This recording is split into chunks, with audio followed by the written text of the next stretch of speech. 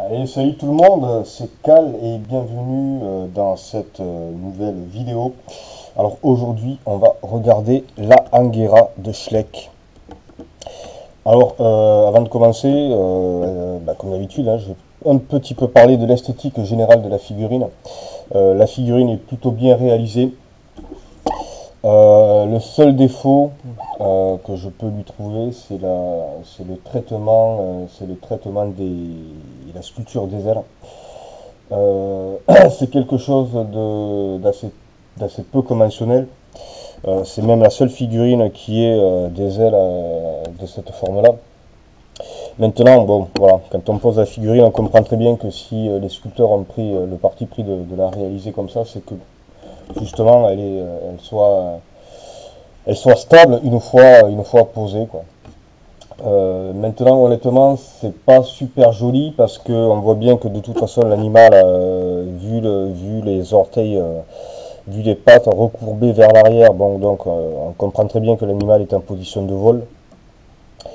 Et donc, c'est quand même, ouais, ça donne un petit effet quand même assez étrange et honnêtement, c'est pas réussi, quoi. Ils auraient dû opter ou complètement pour une pose qui soit en vol, ou l'animal au sol. Mais là, voilà, ça me donne un peu l'impression que c'est un mix des deux.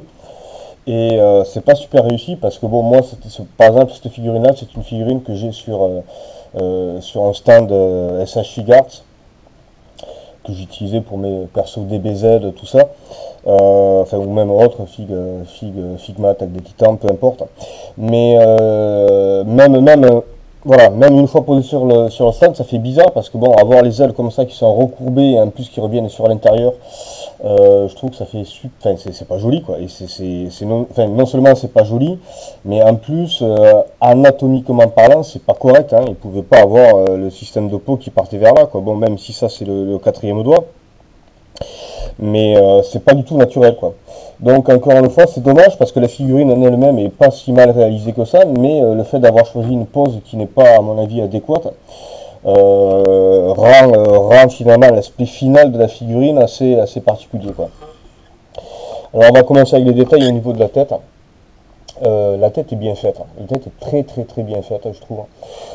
Cette partie là au niveau du crâne qui est creuse et donc remplie de cartilage, de cartilage, de peau et de muscles, qui a été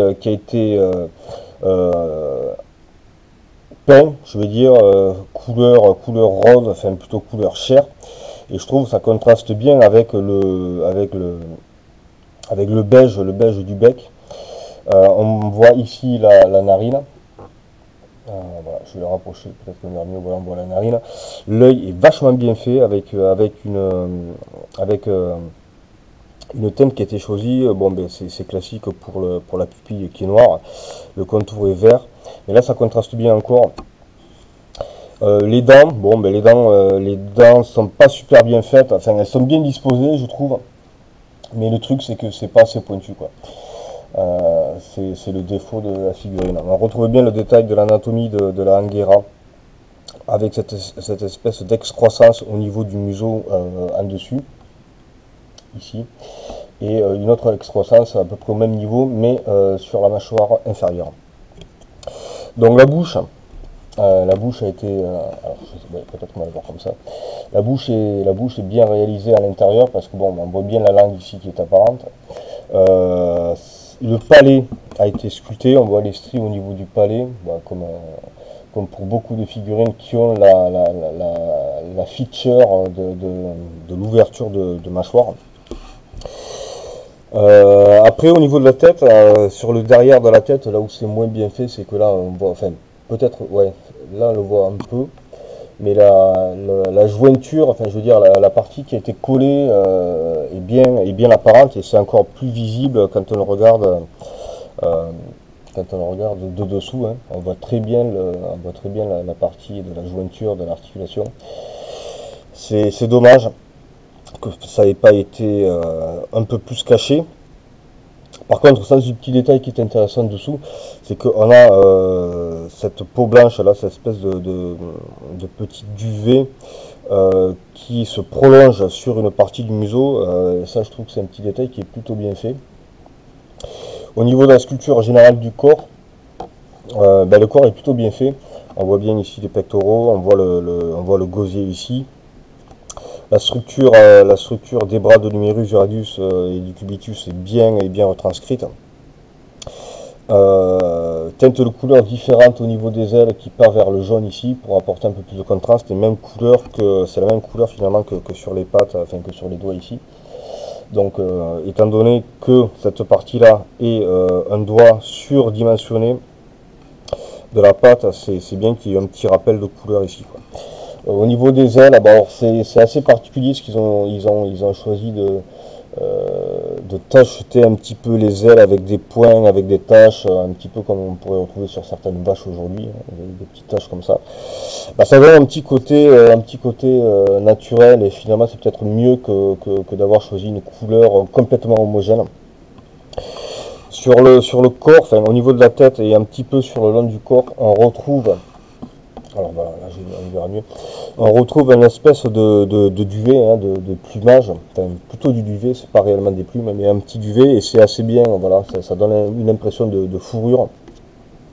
Et voilà, donc ça part du derrière de la tête, ça prolonge un peu au niveau du cou, il y a il y en a moins au niveau des omoplates ici derrière, et ça se reprolonge au niveau du dos jusqu'au départ de la petite queue derrière, quoi.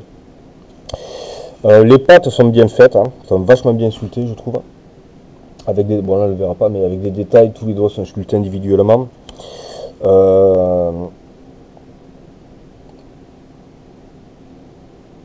Après le dessous, c'est assez bizarre finalement qu'ils aient choisi de reprendre les mêmes motifs sous les ailes que sur le dessus. C'est assez particulier. J'aurais peut-être choisi des teintes un peu différentes, ou alors des motifs différents, c'est dommage. Mais bon, je pense qu'ils ont voulu faire dans la simplicité. Alors, au niveau des mesures, cette figurine, qu'est-ce que ça donne? Je vais vous le dire. Alors, en hauteur, on est sur une figurine qui fait à peu près 10 cm de haut. Et en longueur, voilà, si je vais peut-être passer par là plutôt. Hop. Et en longueur, la figurine fait 14 cm et demi. Alors maintenant, je vais la comparer avec d'autres figurines Schleck que j'ai déjà passé en revue dans les autres vidéos. Donc là, on a l'Anguera. Là, on a le Kentrosaure. Voilà, on ne voit pas très bien. Voilà, c'est peut-être mieux. Donc on voit que de par sa position particulière, l'Anguera est quand même plus haut, quoi. L'Anguera est plus haut. Et maintenant je vais le comparer avec le Pentaceratops de Schleck aussi. Alors, là, on va voir comme ça, là c'est mieux. Et on voit qu'il est... ça matche bien, hein, au niveau des échelles. Bon, après l'échelle n'est pas correcte, hein. Encore une fois, bien sûr, l'échelle n'est pas correcte, mais ouais, les deux à côté, bon, vu que c'est le même fabricant, ça pourrait assez bien matcher, quoi. Voilà. Donc, écoutez, moi, globalement, ce que j'en pense, c'est que, au-delà à part cet effet, cette sculpture particulière au niveau des ailes, à part ce petit détail qui, quand même, en fait, n'en est pas un petit détail, mais la figurine vaut le coup parce que c'est un ptérosaure qui est assez peu représenté, finalement, comparé au plus connu Pteranodon, Quetzalcoatlus, Dimorphodon qui a été démocratisé par la licence Jurassic World. C'est un ptérosaure qui vaut la peine d'être dans une collection. Et puis bon, encore une fois, logiquement, un collectionneur est censé avoir pas forcément tout ce qui sort, mais du moins avoir le plus de variété possible dans ses expositions chez lui. Donc je trouve que c'est un élément assez important dans sa collection. Donc je ne peux que le conseiller. Alors là, je l'ai comparé avec d'autres figurines qui étaient le Kentro et le Penta. Il faut savoir que ces trois figurines ne sont pas issues de la même collection, parce que Schleck, ils ont plusieurs, ils ont au moins trois gammes, trois collections de dinos différentes.